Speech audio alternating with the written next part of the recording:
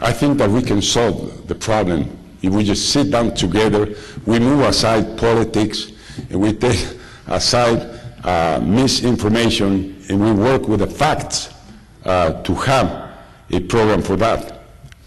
We need to retake the commitment that we took, all nations of the continent, in Canada in year 2001 of a continental trade agreement.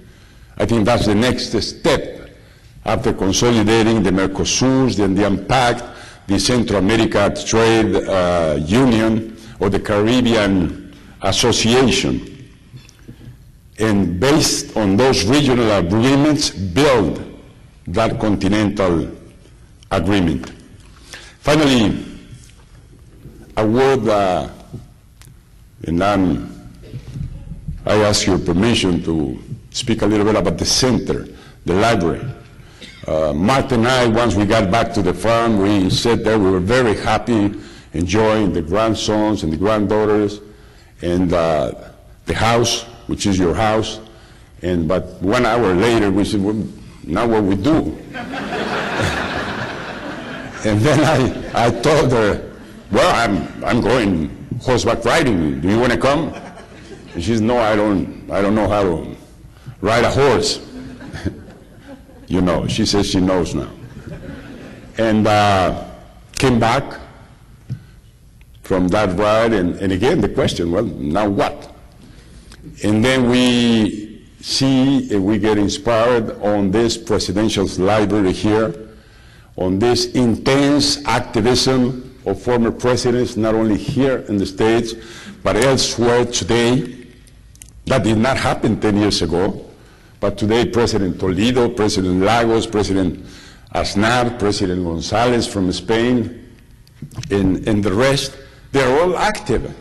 They're working for people, they're working for the communities, they're working for the nations, they're working for the world very successfully. So we just couldn't stay home. When you have this flame inside of commitment with democracy, of commitment with people, with serving and being for others, you just cannot sit down. So we decided to launch this project. It's been 1 year, we're 95% through. It's a library, but it's much more than a library.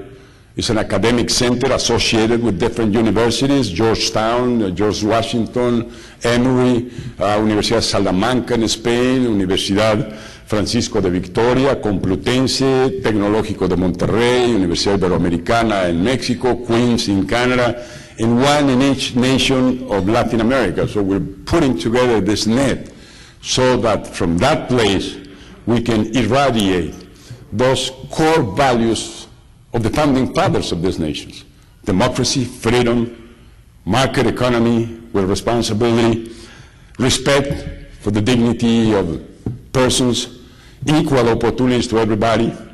So the center, for instance, is promoting gender equity, among other things that we're working there.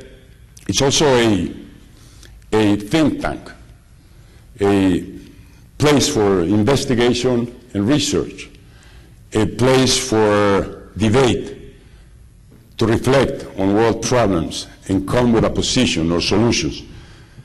And in that case, we're associated with the RAND Corporation in Santa Monica, California, the largest think tank in the world, over 1,000 experts working full-time there. They're going to open their first office in Mexico and for Latin America right there by the center.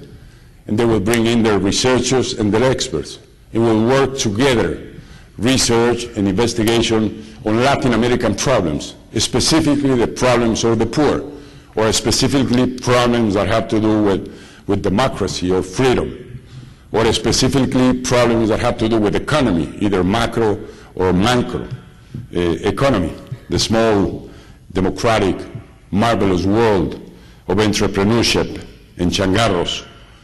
So I think we have a lot to do in the center, in Mexico, in the United States, and we'll be active for the rest of our days, Martha and myself.